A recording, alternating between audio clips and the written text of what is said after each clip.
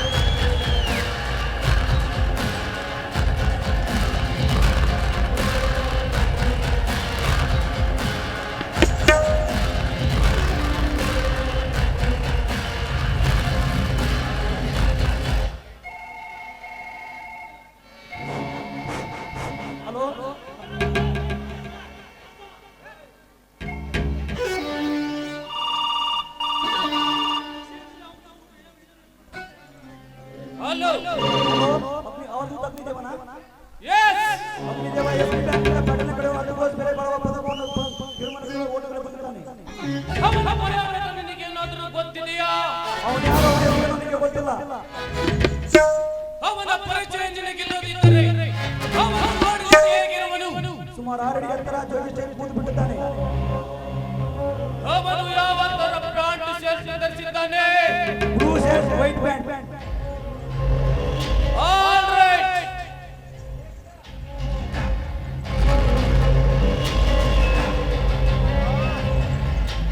ಪಾಟೀಲ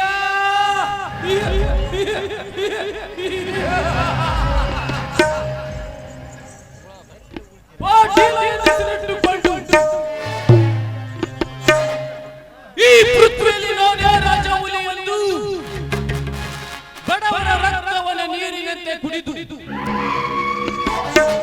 ಕಲ್ಲಿನ ಕೋಟೆ ಒಳಗೆ ಕುಳಿತು ನೀನು ನೋಡುತ್ತಿರುವ ಈ ಕಣ್ಣ ಮುಚ್ಚಾದ ಆಟದಲ್ಲಿ ನಾನೊಬ್ಬ ಕೋಡಿನ ವೀರನಾಗಿ ಬಂದು ನಿನ್ನ ಶ್ರೀಮಂತಿಕೆಯನ್ನು ಸುಟ್ಟು ಬೂದಿ ಮಾಡಿ ನಿನ್ನ ಎಡಕರ ದೊಡ್ಡಕ್ಕಾಗಿ ಎಂದನ್ನ ಮಾಡದಿದ್ದರೆ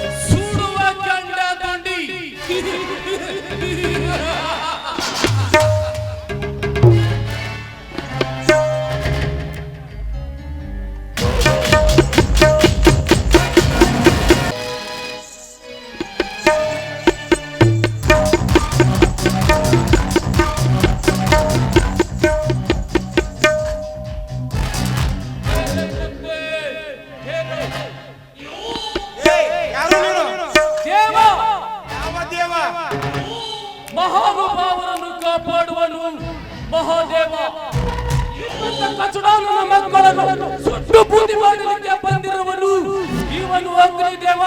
ನನ್ನನ್ನು ಸಾಯಿಸಲು ನಿನಗೂ ಸಾಧ್ಯವಿಲ್ಲ, ನಿನ್ನಪ್ಪನಿಗೂ ಸಾಧ್ಯವಿಲ್ಲ.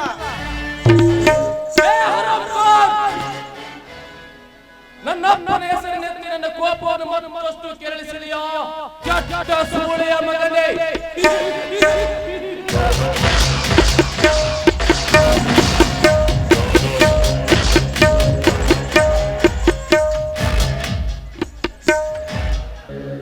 ಈ ಪೃಥ್ವಿಯನ್ನೇ ಅಲ್ಲೋಲ ಕಲ್ಲೋಲ ಮಾಡಬಲ್ಲೆ, ಚುಕ್ಕಿಯ ಅಂಗರವನ್ನೇ ಹಾಕಬಲ್ಲೆ, ತೇಜ ಪುಂಜವನ್ನೇ ಮುಷ್ಟಿಯಲ್ಲಿ ಆಕಾಶದ ಎತ್ತರಕ್ಕೆ ಎಸೆಯಬಲ್ಲೆ. ಅಂದ ಮೇಲೆ ನರಸಸ್ತನ ಮಾರ್ಗಗಳಾದ ಇಂಥವನ ಗತಿ ಅದೋ ಗತಿ.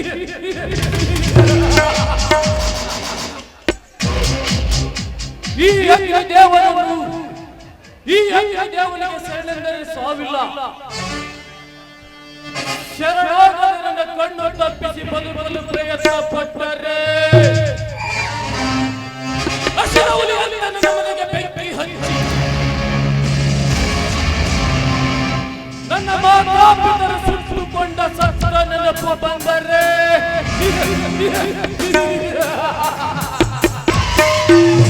ಕೆರಳಿದ ವೀರ ಕೇಸರಿಯಂತೆ ದಿಲ್ಲಿ ಒಗ್ಗ ಪುಂಡ ಹುಲಿಯಂತೆ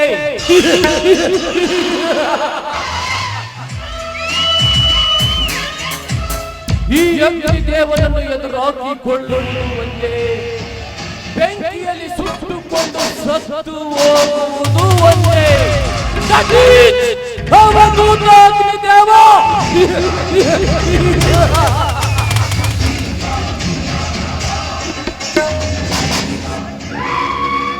दिन में सूर्य देव आता है, रात में चंद्र देव आता है, तब कुछ नहीं देखते अग्निदेव आता है.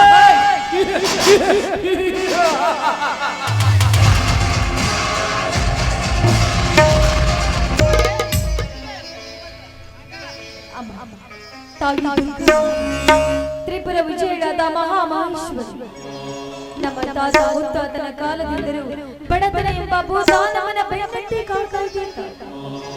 ಈ ಬಡತನದಲ್ಲಿ ಬೆಂದು ಬೆಂಟಾಗಿರುವ ನನ್ನ ಹೆತ್ತ ತಂದೆ ತಾಯಿಗಳು ಸತ್ತು ಸ್ವರ್ಗಸ್ಥರಾದ ತಂದೆ ತಾಯಿ ಬಂದು ಬಳಗಗಳಲ್ಲಿ ಅನಾಥರಾದ ನನ್ನನ್ನ ಕೈ ಹಿಡಿದು ತಮ್ಮ ಸತಿಯನ್ನಾಗಿಸಿಕೊಂಡ ಈ ಊರ ರೈತನಾದ ನನ್ನ ಗಂಡ ಸತ್ಯವಂತ ನಮ್ಮಿಬ್ಬರ ಎರಡು ಕಣ್ಣುಗಳಾದ ನನ್ನ ಹಿರಿಯ ಮೈದನ ಜಂಜಗ್ನಿ ಕುಸ್ತಿ ಕಬಡ್ಡಿ ಅಂತ ಹೀಗೆ ತಿರುಗಾಡ್ತಾ ಇದ್ದಾನೆ. ಅವನಿಗೆ ಒಂದು ಒಳ್ಳೆಯ ಬುದ್ಧಿಯನ್ನ ಕೊಟ್ಟು ಕಳುಹಿಸಿ ಇನ್ನು ನನ್ನ ಕಿರಿಯ ಮೈದನ ಸಂಪತ್ತ ಸಿಟಿಯಲ್ಲಿ ಓದ್ತಾ ಇದ್ದಾನೆ. ಅವನ ಓದು ವಿದ್ಯಾಭ್ಯಾಸವನ್ನ ಸಂಪೂರ್ಣಗೊಳಿಸಿ ಅವನಿಗೊಂದು ನೌಕರಿ ಕಳಿಸುತ್ತಾನೆ. ಓಂಕಾರ ಸ್ವರೂಪಿಣಿಯಾದ ನನಗೊಂದು ಮಗುವನ್ನ ಕರುಣಿಸಿ ನನ್ನ ಹೆಂಡತಿನ ಜೀವನವನ್ನ ಸಾರ್ಥಕ ಮಾಡುತ್ತಾರೆ. ಈ ಬಡತನವನ್ನ ದೂರ ಮಾಡಿ ನಮ್ಮನ್ನ ಈ ಸಮಾಜದಲ್ಲಿ ಮುಂದೆ ಬರುವಂತೆ ಮಾಡುತ್ತಾರೆ. ಅಷ್ಟೇ ಅಲ್ಲ, ಹಣದ ಅಹಂಕಾರದಲ್ಲಿ ಮದದ ಮದ್ದಾನೆಯಲ್ಲಿ ಮೆರೆಯುತ್ತಿರುವ ಈ ಊರ ಶ್ರೀಮಂತನಾದ ಆ ದೇಸಾಯಿ ಗೌಡ ಪಾಟೀಲ್ ಅಂತ ದುಷ್ಟರನ್ನ ಸಂಹಾರ ಮಾಡಿ ಶಿಷ್ಟರನ್ನ ಕಾಪಾಡುತ್ತಾ ಈ ದುರ್ಗಾ ಪರಮೇಶ್ವರಿ.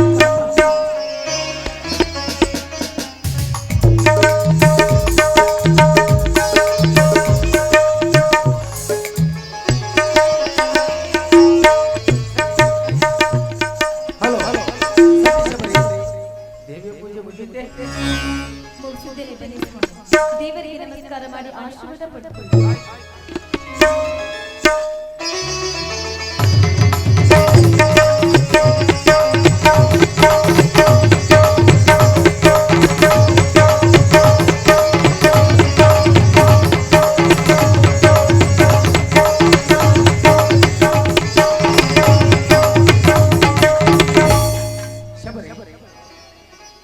ಕೊಂಡೂರು ಬಸವೇಶ್ವರನ ಏರ್ಪಡಿಸಿದ ನನ್ನ ತಮ್ಮ ಜಮದಗ್ನಿ ಇನ್ನೂ ಬಂದಿಲ್ಲವೇ? ಅವನಿಗೂ ಇನ್ನೂ ಬಂದಿಲ್ಲ. ಚಕ್ರಿ ರೇಸ್ ಮುಗಿಸ್ಕೊಂಡು ಕುಸ್ತಿ ಸ್ಪರ್ಧೆಯಲ್ಲಿ ಭಾಗವಹಿಸಬೇಕು ನನ್ನ ಮುದ್ದಿನ ಮೈದನ ಜಮದಗ್ನಿ. ಅಯ್ಯೋ ಚಿಕ್ಕವನಿಂದಲೂ ಆ ನನ್ನ ತಮ್ಮ ಜಮದಗ್ನಿಗೆ ಕುಸ್ತಿ ಕಬಡ್ಡಿ ಕುಣಿತವೆಂದರೆ ಬಹಳ ಇಷ್ಟ. ಅದಕ್ಕೋಸ್ಕರ ಹಿರಿಯರ ಧರ್ಮವಲ್ಲವೇ? ಅದಿರ್ಲಿ ಬಿಡಿ ಸ್ವಾಮಿ, ನನ್ನ ಮೈದನ ಜಮದಗ್ನಿಗ ಮದುವೆ ವಯಸ್ಸಿಗೆ ಬಂದಿದ್ದಾನೆ. ಅವನನ್ನ ಮದುವೆ ಮಾಡಿ ಸಂಸಾರ ಎಂಬ ಸಾಗರಕ್ಕೆ ಹರಿಸಬೇಕು ಅಥವಾ ಹೀಗೆ ಮುದ್ದು ಮಾಡ್ತಾ ಮನೆಯಲ್ಲಿ ಕುಳಿತುಕೊಳ್ತಾ ಇರ್ತೀರೋ? ಅಯ್ಯೋ ಏನ್ ಮಾತಾಡ್ತಿದ್ಯಾ? ಏನ್ ನಮ್ಮ ಸೋದರ ಬಾಳು ಬಂಗಾರವಾಗಲು ಈ ಅನ್ನ ಆಸೆ ನೋಡು. ಈಗ ತಾನೇ ನನ್ನ ತಮ್ಮ ಜಮದಗ್ನಿಗೆ 21 ವರ್ಷ ತುಂಬಿ 27 ವರ್ಷ. ಅದಕ್ಕೋಸ್ಕರ ಈ ವರ್ಷ ಸುಗ್ಗಿಹಬ್ಬ ಮುಗಿದ ತಕ್ಷಣ ಎಲ್ಲಿಯಾದರೂ ಒಂದು ಸುಗಂಧಿಯನ್ನು ತಂದು ಮದುವೆ ಮಾಡಿದರೆ ಅಣ್ಣನಾಗಿದ್ದು ಸಾರ್ಥಕವಾಗುತ್ತದೆ. ಭಾರ ಇರುತ್ತದೆ. ಹೌದು ಸ್ವಾಮಿ, ಜಮದಗ್ನಿಯ ಸಂಪಾದನೆ ಜವಾಬ್ದಾರಿ ನಮಗಿದೆ ಎಂದಾಗ ಅವರಿಬ್ಬರಿಗೆ ಒಂದೊಂದು ದಾರಿಯನ್ನು ಕೊಟ್ಟರೆ ಅಣ್ಣ ಅತ್ತಿಗೆಯರ ನಮ್ಮ ಜನ್ಮ ಸಾರ್ಥಕವಾಗುತ್ತದೆ. ಹೇಗೆ ನನ್ನ ಮನದಲ್ಲಿ ಇತ್ತೀಚೆಗೆ ಒಂದು ಸಂಶಯ ಉಂಟಾಗತೊಡಗಿದೆ. ನಿಮ್ಮ ಮನದಲ್ಲಿ ಸಂಶಯ ತೊಡಗಿದೆ, ಹೇಳಿ ಸ್ವಾಮಿ. ಆ ನಿಮ್ಮ ಸಂಶಯ ಯಾವುದು ಅಂತ ಈ ನಿಮ್ಮ ಸತಿಯ ಮುಂದೆ ಹೇಳುವುದಿಲ್ವೇ? ಏನು ಮಾತಾಡ ಶಬರಿ? ಸತ್ಯ ಗಂಡ ಹೆಂಡತಿ ಈ ಸಂಸಾರದ ಕಣ್ಣುಗಳಿದ್ದಾಗೆ ಸತ್ಯವಂತಿಗಳೇ ಜೋಡೆತ್ತಿನ 2 ಬಡ್ಡಿಗಳ ಗಾಲಿ ಇದ್ದಾಗೆ. ಅದರಲ್ಲಿ ಒಂದು ಗಾಲಿ ಕೈ ಚದರು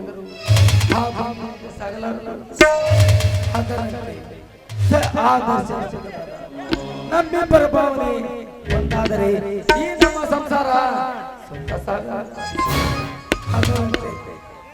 ನನ್ನ ಮನದಲ್ಲಿ ಸಂಶಯ ಉಂಟಾದ ಭಾವ ನಿನಗೆ ಯಾರ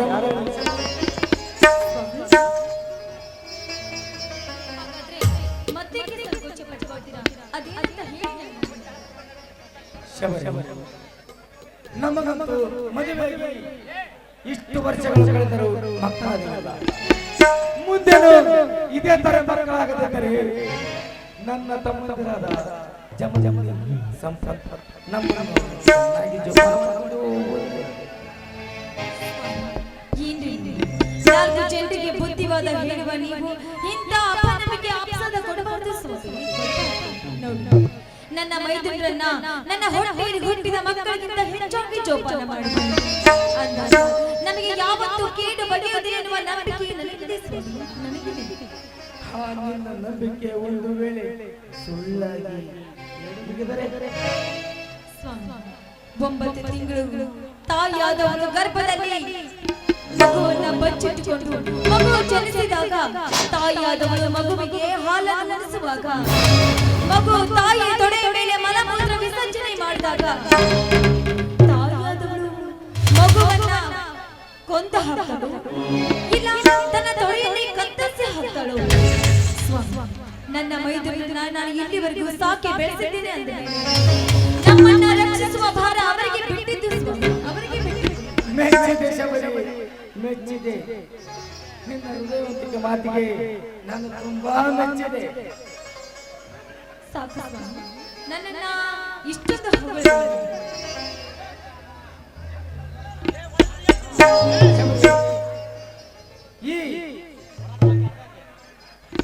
ಈಗಿನ ಕಾಲದಲ್ಲಿ ಮನ ತಾಯಿಗೆ ಬಂದು ಮಕ್ಕಳನ್ನು ಪಿಶಾಚಿ ಅಂತ ಕಾಣುವ ಈ 21ನೇ ಶತಮಾನದಲ್ಲಿ ಮೈದುನರ ಮಕ್ಕಳಂತೆ ಕಾಣುವ ನಿನ್ನ ಹೃದಯ ಅಮೋಘ ಕಣೆ. ನೀನು ಮೈದುನರ ಮೇಲೆ ಎಷ್ಟೊಂದು ಪ್ರೀತಿ ಇಟ್ಟಿದ್ದೀಯ ಅಂತ ಪರೀಕ್ಷಿಸಿ ಮಾತಾಡಿದೆ. ನನ್ನ ತಮ್ಮಂದಿರನ್ನು ಕಟ್ಟರಲ್ಲ, ಅವರು ಬುದ್ಧಿವಂತರು, ಅವರು ಮೇಲಾಗಿ ಗುಣವಂತರು. ನಮಗೆ ಎಂದಿಗೂ ನೀವಂತೂ ಯಾವಾಗಲೂ ಚಿಕ್ಕ ಮಕ್ಕಳ ತರ ಮಾತಾಡ್ತಾರೆ ನಿಂತು ಬಿಡ್ತೀರಾ. ಬನ್ನಿ ಊಟ ಮಾಡಕ್ಕೆ ಹೊತ್ತಾಯ್ತು, ಊಟ ಮಾಡ. ಶಬರಿ ಊಟ ಮಾಡೋದು ಮುಂಚೆ ನಿನ್ನ ಸೀಚುಮನದ ಒಂದು ರಸದುಟ ಚೆನ್ನಾಗಿ ಹೋಗಿಯಪ್ಪ, ಯಾವಾಗ ನೋಡಿದ್ರು ನಮ್ದು ಹುಡುಗಾಟ. ಹುಡುಗಾಟಗಳು ಚೆನ್ನ ಸತಿಪತಿಗಳಾದ ನಮ್ಮಿಬ್ಬರ ಪ್ರೇಮ ಹೋಗಿಯಪ್ಪ, ನಂಗೆ ನಾಚಿಕೆ ನಾಚಿಕೆ ಪಡಲು ನಾವೇನು ಹೊಸದಾಗಿ ಮದುವಾದ ಅಲ್ಲ. ಹಾ ಅದರಂತೆ ಬರಬರಲಿ ನನ್ನ ಪ್ರೇಮ ಗೀತೆ. ಪತಿಯಾಗಿ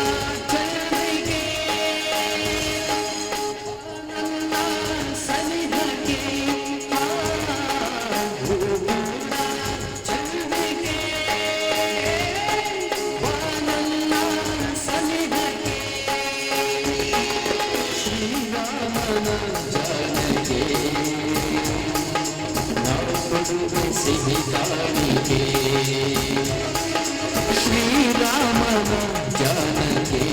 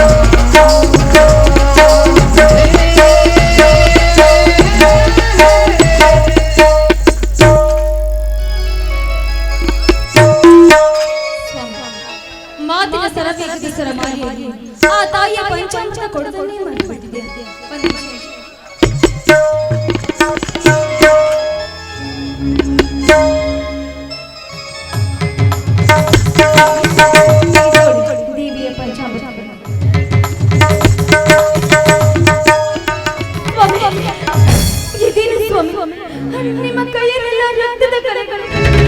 ಏನಾಯ್ತು ಸ್ವಾಮಿ?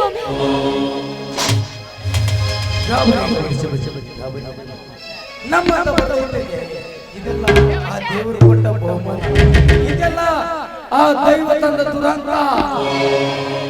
ಸ್ವಾಮಿ, ನೀವೇ ರೀತಿ ನನಗೆ ಸುತ್ತಿ ಬಳಸಿ ಮಾತಾಡಿದ್ರೆ ಅಶಿಕ್ಷಿತರಾದ ನನಗೆ ಕೊಳೆಯಿದ್ದಾರೆ. ಹಾಗೆ ಅಂತ ಬೇಡ್ಬೇಡಿ ಹೇಳಿ ಸ್ವಾಮಿ, ಬೇಡ್ಬೇಡಿ ಹೇಳಿ. ಗಂಟನೆ ದೇವರೆಂದು ನಂಬಿಸಿ ಪೂಜಿಸುತ್ತಿರುವ ನಿನ್ನಂತ ಹೆಣ್ಣು ಬಾಲಿಗಳಿಗೆ ಮತ್ತಾರ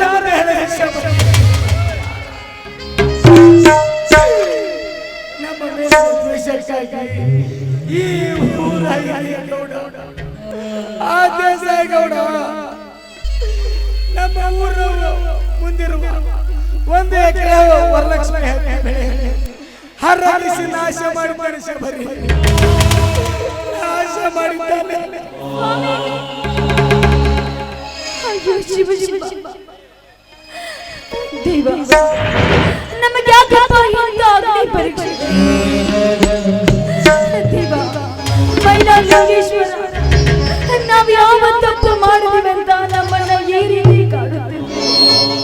ಹೇಳು ನನ್ನಪ್ಪ. ಹಾಗೆ ಸುರಿಸದಿರು ಶಬರಿ ಕಣ್ಣೀರನ್ನು ಸುರಿಸದಿರು. ನೀನು ಸುರಿಸುವ ಕಣ್ಣೀರಿಗೆ ಆ ನಿನ್ನ ದೇವರು ಸಂಗನಾಗರು. ಶ್ರೀಮಂತರು ಸುರಿಸುವ ದುಡ್ಡಿನ ಸುರಿಮಳೆಗೆ ಶರಣಾಗುತ್ತಾನೆ ನಿನ್ನ ಕಲ್ಲು ದೇವರು. ಆ ದೇಸಾಯಿ ಗೌಡ ಮಾಡಿದ ಅನ್ಯಾಯಕ್ಕೆ ನಾವು ದೇವರನ್ನ ನಿಂದಿಸಿ ಮಾತಾಡಿದ್ದಾರೆ. ಪ್ರಯೋಜನವಿಲ್ಲ ಸ್ವಾಮಿ, ಪ್ರಯೋಜನವಿಲ್ಲ. ಸಮಾಧಾನ ಮಾಡಿಕೊಂಡು ಸಮಾಧಾನ ಮಾಡಿಕೊಂಡು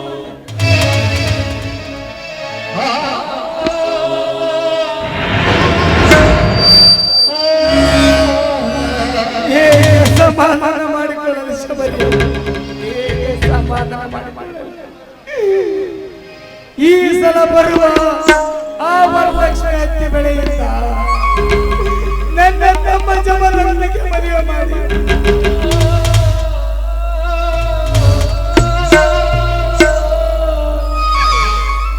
ಓದಿ ಕಲಿತರಿಂದ ನನ್ನ 3ನೇ ತಮ್ಮ ಸಂಪತ್ತಿಗೆ ಎಲ್ಲಿಯಾದರೂ ಒಂದು ನೌಕರಿ ಕೊಡಿಸಬೇಕಾದ ಈ ನಿನ್ನ ಗಂಡ ಸಂಪತ್ತಿನ ಕೆಲಸ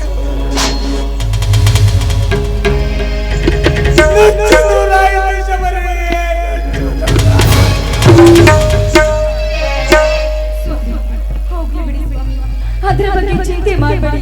ಎಲ್ಲದಕ್ಕೂ ದೇವರಿದ್ದಾನೆ. ನೋಡಿ ನೋಡಿ, ಮೈಸೂರು ಬರುವ ಹೊತ್ತಾಯ್ತು. ನಾನು ಈಗಲೇ ಹೋಗಿ ಅಡಿಗೆ ಸಿದ್ಧತೆ ಮಾಡಿ ಎಲ್ಲರೂ ಸೇರಿ ಊಟ ಮಾಡಿ ನಿಲ್ಲು, ನನ್ನನ್ನು ಮಾತನಾಡಿಸಿಕೊಡ್ತೀಯ? ಸದಾ ನಿಮ್ಮ ಚರಣದಾಸಿಯಾಗಿರುವ ನಾನು ಒಂದು ಮಾತು ಏಕಿಸುವ, ನಿಮ್ಮ ಸಾವಿರ ಮಾತನ್ನ ನಡೆಸಿಕೊಡ್ತೀನಿ. ಅದೇನಂತ ಹೇಳಿ. ನೋಡಿ ನನ್ನ ಅತ್ತಿ ವರಲಕ್ಷ್ಮಿ ಹತ್ತಿ ಬೆಳೆ ಹರಗಿಸಿದ ವಿಷಯ, ಹಾಗೂ ಕೈ ಸುಟ್ಟ ವಿಷಯ ಜೋಡಿ ನನ್ನ ತಮ್ಮಂದಿರಿಗೆ ಹೇಳಿದ್ದು ಬೇಡ. ಮುಂದೆ ಸಮಯ ಬಂದಾಗ ನಾವೇ ನಿಮ್ಮ ಆಜ್ಞೆಯಂತೆ ನಾನು ಈ ವಿಷಯವನ್ನ ಯಾವತ್ತೂ ನನ್ನ ಮೈಗೆ ತಿಳಿಸುವುದಿಲ್ಲ ತಿಳಿಸುವುದಿಲ್ಲ.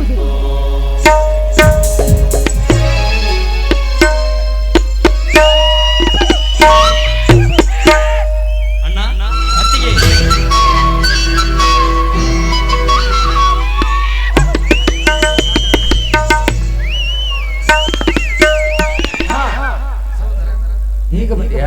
ಹೌದಣ್ಣ, ಈಗ ತಾನೇ ಬಂದೆ. ಪರೀಕ್ಷೆ ಚೆನ್ನಾಗಿ ಬರ್ದೇನಪ್ಪ? ಚೆನ್ನಾಗಿ ಬರ್ತೀನಿ ಅದಕ್ಕೆ ರಿಸಲ್ಟ್ ಕೂಡ ಬಂದಾಯ್ತು. ಹಾಗ ಈ ವರ್ಷದ ರಿಸಲ್ಟ್ ಏನಾಯ್ತಪ್ಪ? ದೇವರಿಂದ ನಿನ್ನಣ್ಣ, ನಿಮ್ಮಿಬ್ಬರ ಆಶೀರ್ವಾದದಿಂದ ಧಾರವಾಡ ಯೂನಿವರ್ಸಿಟಿ ಕಾಲೇಜಿನಲ್ಲಿ ಪ್ರಥಮ ಸ್ಥಾನ ಪಡೆದು TCS ಶಿಕ್ಷಕನಾಗುವ ಎಲ್ಲ ಶಿವ ಪಾರ್ವತಿ ನಿಮ್ಮಿಬ್ಬರ ಮುಂದೆ ಬಂದೆ ನಿಂತಿರುವೆ. ಆಶೀರ್ವದಿಸಿ ಅಣ್ಣ, ಆಶೀರ್ವದಿಸಿ. ಎದ್ದೇಳು ಸೋದರ, ಎದ್ದೇಳು. ಈ ನಮ್ಮ ಬಡ ಕುಟುಂಬದಲ್ಲಿ ಜನಿಸಿದ ವರ ನೀನು ಮುಂದೆ ಕುಬೇರನಾಗುವ ಕಾಲ ಬಂದಾಯ್ತು. ಕುಬೇರನಾಗಬೇಕೆಂಬ ದುರಾಲೋಚನೆ ಇಲ್ಲ ಅಣ್ಣ. ಕೂಲಿ ನಾಲಿ ಮಾಡಿ ಬದುಕುತ್ತಿರುವ ನನ್ನ 4 ಮಕ್ಕಳಿಗೆ ವಿದ್ಯಾಭ್ಯಾಸ ಕಲಿಸಿದರೆ ಅವರ ಆಶೀರ್ವಾದ, ಅವರ ಆರೈಕೆ ನನಗೆ ಸಿರಿ ಸಂಪತ್ತು ಅಣ್ಣ. ಆಶೀರ್ವದಿಸಿ ಅತ್ತಿಗೆ, ಆಶೀರ್ವದಿಸಿ. ಪ್ರೀತಿ ನೀನಾಡುವ ನುಡಿಯನ್ನ ಕೇಳ್ತಾ ಇದ್ದೆ ನಿನ್ನನ್ನ ಇಲ್ಲಿವರೆಗೂ ಕಲಿಸೋದಕ್ಕೆ ನಮ್ಮ ಜನ್ಮ ಸಾರ್ಥಕವಾಯಿತು ಅಂತ ಅನ್ಸಿದೆ ನಮ್ಗೆ ಹೆಮ್ಮೆ ಅನಿಸ್ತಾ ಇದೆ ಇರಲಿ ಅತ್ತಿಗೆ ಅಣ್ಣನ ಮಗು ಏಕೋ ಕಪ್ಪಾಗಿದೆ ಕಣ್ಣು ಕೂಡ ಕದ್ದಾಗಿದೆ ಏಕೆ ನಮ್ಮ ಮೇಲೆ ಹುಷಾರಿಲ್ವೋ ಹುಷಾರಾಗಿದ್ದೇನಪ್ಪ ಹೊಲದಲ್ಲಿ ಬಿಸಿಲಲ್ಲಿ ಕೆಲಸ ಮಾಡಿ ಈಗ ತಾನೇ ಮನೆಗೆ ಬಂದೆ ಅದಕ್ಕೋಸ್ಕರ ಒಂದು ಸ್ವಲ್ಪ ಮುಖ ಸಪ್ಪಗಿದೆ ಅಷ್ಟೇ ಓಹೋ ಈಗ ಹಾಗಾದ್ರೆ ಶೇರಿಗಾಗಿ ಸಿಡಿಸಂತ ಶಿವನಾಗ ಇಲ್ಲಿ ಒಂದು ಕಪ್ಪುಂಡವನು ಕುರುಬಾಚಿದ ಕುಂಕುಮ ಜಗಗಚ್ಚಿದ ಮಗ ಸೋಲಿಲ್ಲದ ಸಿಂಧೂರ ಲಕ್ಷಣ ಸೇಡಿಟ್ಟ ಪುಟ್ಟ ಸಿಂಹದ ಮರಿ ಅಣ್ಣ ತಾಕಿದ ತಟ್ಟಿಲು ರೌಡಿ ರಾಜ್ಯದಲ್ಲಿ ಸಿಡಿದಂತ ರಾಯಣ್ಣ ಮರಳಿ ಹೆಚ್ಚಿದ ಹುಲಿ ಕೆರಳಿದ ವೀರ ಕೇಸರಿ ಶಿವನಾಗ ಕವಿಕೆ ನಂಬುಳಿ ಬಸುಕುಮ ಸೃಷ್ಟಿಸಿರುವ ಅನ್ನಂದರಿ ಅವತಾರದ ಗಂಡು ಕೊಡಲೆ ಪುಂಡ ಸಿಂಹದ ಸಿಡಿಲಿನ ಮರಿ ಈ ನಾಟಕದ ನಾಯಕ ನನ್ನ ಜಮದಗ್ನಿಯಲ್ಲಿ ಎಲ್ಲೋಗಿರುವ ಜಮದಗ್ನಿ ಕೂಗಿದವರ ಕೋಗಿಲಲ್ಲಿ ಕರೆದವರ ಕಣ್ಮಣಿಯಾಗಿ ಹನುಮನ ಅವತಾರದಲ್ಲಿ ಬಂದ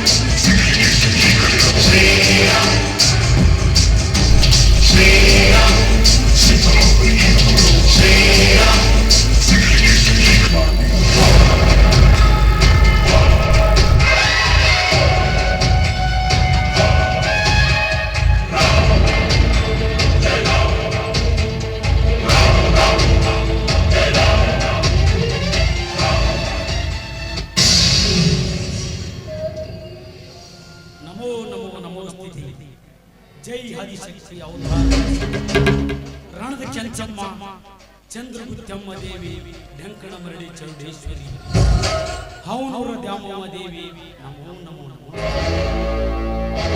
ಅಣ್ಣ ಅತ್ತಿಗೆ ಮೈದಿನ ಬಾರಪ್ಪ ಈಗ ಬಂದೇನು ಹೌದತ್ತಿಗೆ ಈಗ ತಾನೇ ಬಂದೆ ಸಂಪತ್ ಸೋದರ ನೀವು ಬಂದ್ರಿಯಪ್ಪ ಕೆಲವೇ ಗಂಟೆ ಆಯ್ತಾ ಅಣ್ಣ ನೀನು ಕೊಣ್ಣೂರು ಬಸವೇಶ್ವರನ ಜಾತ್ರೆ ನಿಮಿತ್ತವಾಗಿ ಏರ್ಪಡಿಸಿದ ಜೋಡಿಗಳ ಸ್ಪರ್ಧೆಗೆ ಹೋದ ಕೆಲಸ ಏನಾಯ್ತಪ್ಪ ಅಣ್ಣ ಹೋದ ಕೆಲಸ ಸಕ್ಸಸ್ ಮಾಡಿಕೊಂಡು ಸ್ವಾತಿ ಹಿಂದಿರುಗಿ ಬರುವುದು ವೀರಕ್ಕೆ ಸರಿಯಾದ ಈ ಜಮದಗ್ನಿಯ ಜಯ ಮಾತಲೇ ಬಂದಿಲ್ಲ ಮುಂದೆ ಬರೋದು ಇಲ್ಲ ಅಂದ್ರೆ ಅಣ್ಣ ನೀನು ಚಕ್ ಸ್ಪರ್ಧೆಯಲ್ಲಿ ಜಯಶಾಲಿಯಾಗಿ ಬಂದಿರುವೆ ಹೌದು ಸಂಪತ್ ಗೆದ್ದು ಜಯಶಾಲಿಯಾಗಿ ಬರುವುದರೊಳಗೆ ಸಂಜೆಯವೇವ ಪ್ರತಿ ಸಲದಂತೆ ಈ ಸಲವೂ ಕೂಡ ಆ ಬೇಡಲಾರಿ ಬೀರಲಿಂಗೇಶ್ವರ ಜಾತ್ರೆ ನಿಮಿತ್ತವಾಗಿ ಏರ್ಪಡಿಸಿದ ಜೋಡೆತ್ತಿನ ಚಕ್ರಿಯ ರೇಸಿನಲ್ಲಿ ಆ ಮೇಸಿನ ಎರಡು ಎತ್ತುಗಳು ಹರಿಸರಿಸಿಕೊಂಡಿರುವ ಈ ಊರ ದೇಸಾಯಿ ಗೌಡನ ಎತ್ತುಗಳನ್ನು ಸೋಲಿಸಿ ಕಡೆ ಕಿತ್ತು ತಂದಿದೆ ನನ್ನ ಎತ್ತುಗಳು ಅತಿಗೆ ಆಶೀರ್ವದಿಸಿ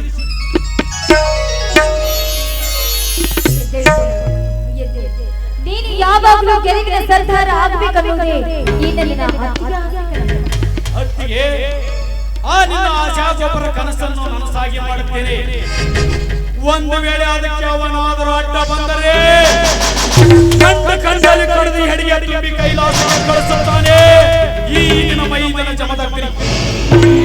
ಜಮದಗ್ನಿ ಒಂದು ವೇಳೆ ಅವನಾದರೂ ನಮ್ಮ ಮನದ ಕಡೆ ಕೈ ಮಾಡಿ ತೋರಿಸಿ ಕಣ್ಣು ಬಿಟ್ಟಿಗಿಸಿ ಮೇಲೆ ನೋಡಿ ನಮಗೆ ಕೆಟ್ಟ ನುಡಿಗಳಾಡಿದರೆ ಏನು ಮಾತನಾಡುತ್ತೀರಿ ಸಂಪತ್ ಸಮರಕ್ಕೆ ಸಿದ್ಧನಾಗಿ ನಿಂತಿರುವ ಈ ನಿನ್ನ ಜಮದಗ್ನಿಗೆ ಪ್ರಾಣದ ಭಯವೇ ಇಲ್ಲ ಒಂದು ವೇಳೆ ಅವನಾದರೂ ಬಂಡ ಕುಂದಿ ನನ್ನ ಮನೆತನ ಕಡೆ ಕೈ ಮಾಡಿ ತೋರಿಸಿ ಕಣ್ಣು ಮಿಡಿಸಿದರೆ ಅವರ ಕೈ ಕೈಲಾಸಕ್ಕೆ ಕಣ್ಣು ಕಿತ್ತು ಗೋಡೆಗಳಿಗೆ ಹಾಕುತ್ತಾನೆ ಈ ವೀರ ಕೇಸರಿ ಜಮದಗ್ನಿ ಅದು ಎಲ್ಲವನ್ನೂ ಅರಿಯದೆ ನಾನೇ ಬಂದ ನಾನೇ ಶ್ರೀಮಂತನೆಂದು ಸೊಕ್ಕಿನಿಂದ ಹಾರಾಡಿದರೆ ಅವರ ಪಾಲಿಗೆ ಕರಿ ಕೋಳಿಗೆ ಸರ್ಪವಾಗಿ ಅಡ್ಡವಾಗಿ ನಿಲ್ಲುತ್ತಾನೆ ಈ ಜಮದಗ್ನಿ. ನಮ್ಮ ಮೂವರ ಒಗ್ಗಟ್ಟನ್ನು ಒಡೆದು ಈ ನಮ್ಮ ಸಂಸಾರವನ್ನು ಸ್ಮಶಾನ ಬೆಳಬೇಕೆಂದಿರುವ ಆ ದೇಸಾಯಿಗೌಡರ ಕಪಿಮುಷ್ಟಿಯಲ್ಲಿ ನಾವು ಸಿಕ್ಕು. ಈ ನಮ್ಮ ಸೋದರ ಸಂಸಾರ ಎಲ್ಲಿ ನುಚ್ಚು ನೂರಾಗುತ್ತದೆ ಎಂದು ನನ್ನ ಮನ ಕೊರಗುತ್ತದೆ ಸೋದರ. ಕೊರಗದಿರಣ್ಣ, ಕೊರಗಿ ಸಣ್ಣ ಆಗದಿರು. ಜೋಡೋನಿಗಳಿಂದ ಈ ನಿನ್ನ ತಮ್ಮಂದಿರು ಜೀವಂತ ಇರುವಾಗ ನಿನ್ನ ಮೇಲಿರುವ ಒಂದು ಕೂದಲು ಕೂಡ ಕೊಂಚಾಗದಂತೆ ನಾನು ನೋಡಿಕೊಳ್ಳುತ್ತೇನೆ. ಒಂದು ವೇಳೆ ಆ ದೇಸಾಯಿಗೌಡ ಏನಾದರೂ ದಬ್ಬಾಳಿಕೆ ಮಾಡಿದ್ದೇನೆ ಆದರೆ ಅವನ ಬುಡ ನೋಡಿ ಕಡಿದು ಗೌಡನ ಕಕ್ಕಲದಲ್ಲಿ ಗೆದ್ದು ಗೆಲುವಿನ ಸರ್ದಾರನಾಗಿ ನಿಲ್ಲುವೆ ಈ ಸಮಾಜದಲ್ಲಿ. ಜಮದಗ್ನಿ ಒಂದು ಜಮದಗ್ನಿ ದೇವರತ್ತ ಬಲ್ಲವರ. ಒಂದು ವೇಳೆ ಈ ಮನೆಯ ಮಹಾಲಕ್ಷ್ಮಿಯಾದ ಈ ನನ್ನ ಅತ್ತಿಗೆ ಸಾಧುವೆ ದುರ್ಗತಿಗೆ ಸಮಯ ಬಂದರೆ ಏನು ಮಾತನಾಡ್ತಿದ್ದೀಯ ಸಂಸಾರ? ಸತ್ತ ಗಂಡ ಇವಳು ಅಂತಿಂತ ಅತ್ತಿಗೆಯಲ್ಲ, ಸತ್ತ ಗಂಡನ ಮರಳಿ ಪಡೆದ ಸತಿ ಸಾವಿತ್ರಿ, ರಡ್ಡಿ ಕುಲವನ್ನೇ ನಿವಾರಣೆ ಮಾಡಿದ ಹೇಮರಡ್ಡಿ ಮಲ್ಲಮ್ಮ, ಹೆತ್ತ ಮಗನನ್ನೇ ತುಂಡು ತುಂಡಾಗಿ ತನ್ನ ಶೀಲ ಕಳೆದುಕೊಳ್ಳಲಾಗದ ಕಡ್ಡಿ ಮಟ್ಟಿ ಕಾಚಿಬಾಯಿ ಸತಿ ಸತ್ತುಬಾಯಿ ಈ ನನ್ನ ಅತ್ತಿಗೆ. ಒಂದು ವೇಳೆ ಈ ನನ್ನ ಅತ್ತಿಗೆಯ ಸಾಧು ಪರೀಕ್ಷೆ ಬಂದಿದ್ದೇ ನಿಜವಾದರೆ ಸರ್ಪಕ್ಕಿರಿ ಸರ್ಪ ಸಾಗರದಲ್ಲಿ ಸಾಗಿ ಸರ್ಪ ಇದ್ದ ಹುತ್ತಕ್ಕೆ ಕೈ ಇಟ್ಟು ಹುತ್ತದಲ್ಲಿ ಕೈ ಇಟ್ಟು ಬದುಕಿ ಹುತ್ತದಲ್ಲಿ ಕೈ ಇಟ್ಟ ಮುತ್ತೈದೆಯಾಗಿ ಬಾಳುತ್ತಾಳೆ ಈ ನನ್ನ ಅತ್ತಿಗೆ.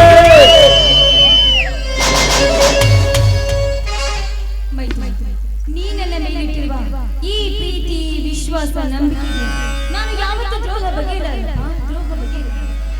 ಎಲ್ಲರೂ ಸೇರಿ ಊಟ ಅತ್ತಿಗೆ, ಅಣ್ಣ ತಮ್ಮಂದಿರು ಒಟ್ಟಿಗೆ ಸೇರಿದ ಸಂತೋಷದ ಸಮಯದಲ್ಲಿ ಈ ಸಲ ಚಕ್ರಿಯ ರೇಖೆಯಲ್ಲಿ ಗೆದ್ದು ಬಂದಿರೋ ಬಹುಮಾನವನ್ನು ಅಣ್ಣನಿಗೆ ಕೊಡುವುದನ್ನೇ ಮರೆತು ಬಿಟ್ಟೆ. ಅಣ್ಣ ಅಣ್ಣ ತೆಗೆದುಕೋ ಅಣ್ಣ, ಈ ಸಲದ ಒಂದು ಬೆಳ್ಳಿ ಕಪ್ಪು ಹಾಗೂ 10,000 ಹಣ.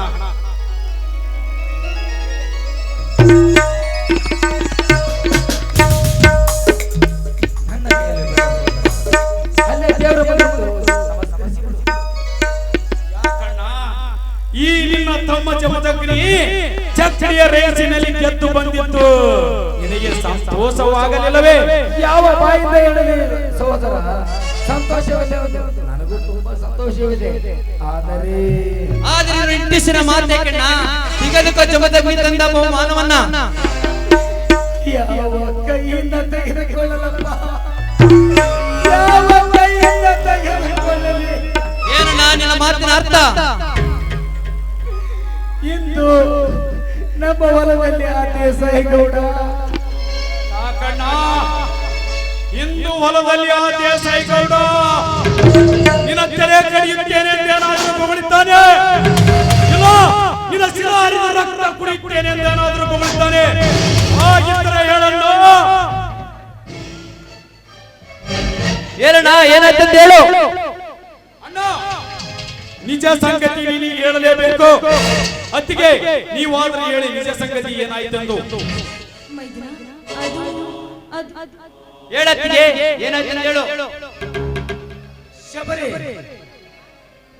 ನುಡಿಯದಿರು, ನಮ್ಮ ತನ್ನಂದಿರ ಮುಂದೆ ಆ ನಿಜ ಸಂಗತಿಯನ್ನು.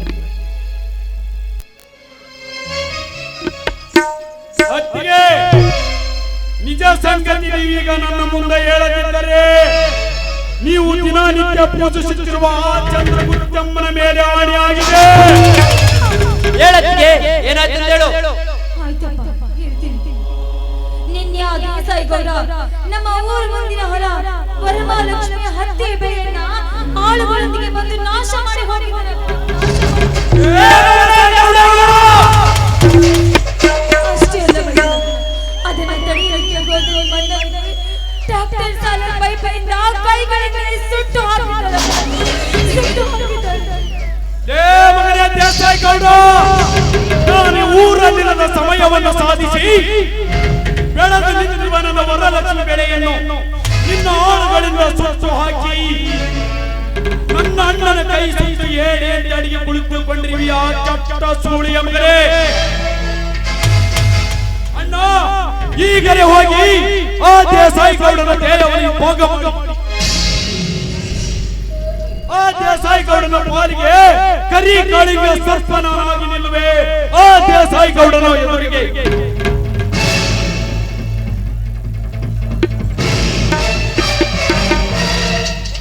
ಸಹೋದರ, ಮುಂದೆ ಸಮಯ ಬಂದಾಗ ನೋಡಿಕೊಂಡ್ರಾಯ್ತು. ಸ್ವಲ್ಪ ಸಮಾಧಾನ ತಂದುಕೋ. ಅಣ್ಣ, ಹೇಗೆ ಸಮಾಧಾನ ತಂದುಕೊಳ್ಳಲಣ್ಣ, ಹೇಗೆ ಸಮಾಧಾನ ತಂದುಕೊಳ್ಳಲಿ?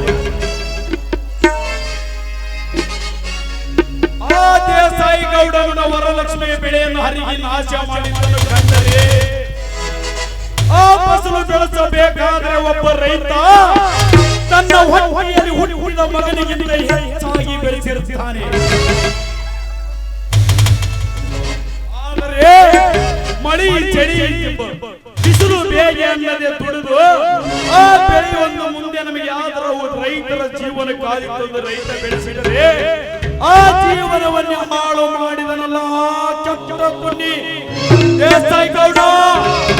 ಅಣ್ಣ, ನನ್ನ ಹೊಟ್ಟೆಯಲ್ಲಿ ತಗತಗನೆ ಉರಿತಿರುವ ಸೇಡಿನ ಕೆಂಡವನ್ನು ನಿಲ್ಲಿಸಿಕೊಳ್ಳಬೇಕಾದರೆ ಬಿಟ್ಟು ಬಿಡಣ್ಣ, ಇದನ್ನ ತಮ್ಮನ ಜಮದಗ್ನಿಯನ್ನು ತಡೆಯಬೇಡ.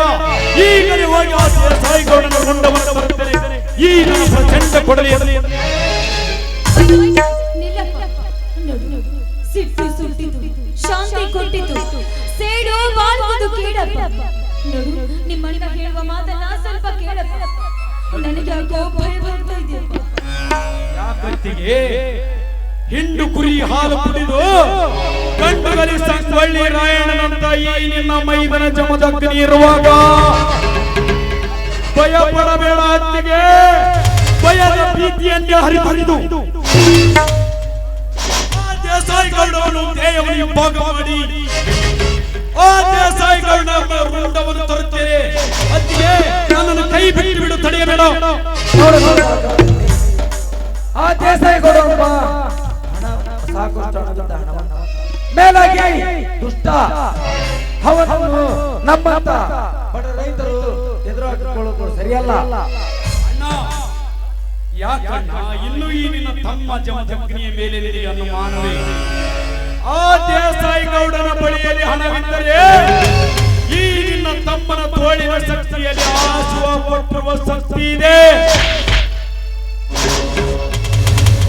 ದುಷ್ಟನಾದರೆ ನಾ ಮಹಾ ದುಷ್ಟ, ಶ್ರೇಷ್ಠರ ಪರಿಪಾಲಕ, ಶ್ರೇಷ್ಠರ ಸಂಹಾರಕ.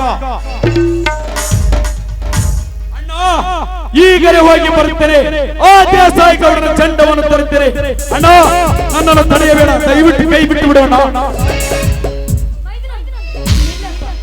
ನೀನೀಗ ನನ್ನ ಮಾತನ್ನ ಮೀರಿ ಒಂದು ಹೆಜ್ಜೆ ಮುಂದಿಟ್ಟು ಹೋಗಿದ್ದೆ. ಆದ್ರೆ ಏನಿನ ಅತ್ತಿಗೆ ಮೇಲೆ ಶಬರಿ ಮೇಲೆ ಆಣೆ ಆಗಿದೆ.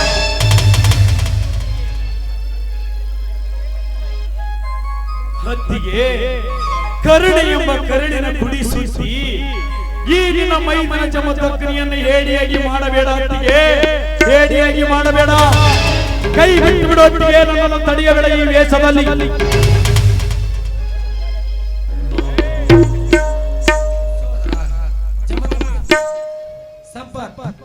ಹಿಂದಿಗೆ ನಮ್ಮ ಮದುವೆಯಾಗಿ ನಿನ್ನ ಅಣ್ಣ ಅತ್ತಿಗೆ ಮದುವೆಯಾಗಿ 8 ವರ್ಷ ಕಳೆದು 9ನೇ ವರ್ಷಕ್ಕೆ ಕಳೆಯುತ್ತಿದ್ದೇವೆ. ಅದಕ್ಕೋಸ್ಕರ ನಿಮ್ಮ ಅತ್ತಿಗೆ ಸಿಹಿಯಾದ ಬಿಸಿ ಬಿಸಿ ಊಟ ಮಾಡಿದ್ದಾಳೆ. ಊಟ ಮಾಡಿ ಅಣ್ಣ, ಅತ್ತಿಗೆ ನಿಮ್ಮಿಬ್ಬರ ಮದುವೆಯಾಗಿ 9ನೇ ವರ್ಷಕ್ಕೆ ಕಾಲಿಟ್ಟಿದ್ದೀರಿ. ಇಂಥ ಶುಭ ದಿನದಂದು ನಾವೆಲ್ಲರೂ ಸಂತೋಷದಿಂದ ಆಡಿ ಕುಣಿದು ಕುಪ್ಪಳಿಸಿ ಆಮೇಲೆ ಆ ದೇಸಾಯಿ ಗೌಡನ ವಿಚಾರಿಸಿಕೊಳ್ಳೋಣ.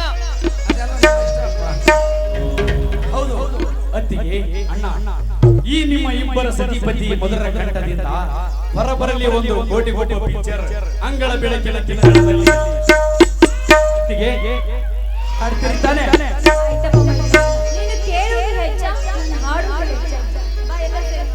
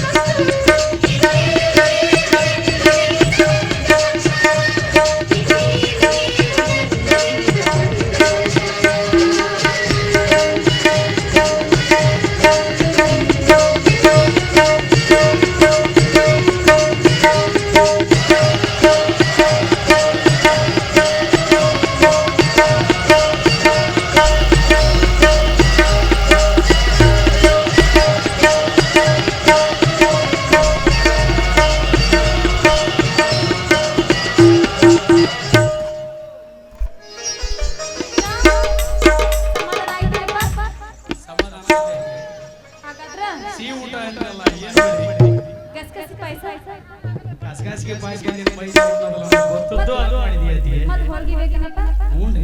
ಬಿಸಿ ಬಿಸಿ ಹೋಳ್ಗೆ ಮಾಡಿ ಇಟ್ಟಿನಿ, ಆರು ಹೋಗ್ಬೇಕು, ಬಾ ಊಟ ಮಾಡು. ಮತ್ತೆ ನಡ್ರಿ ಊಟ ಮಾಡಂದ್ರಿ.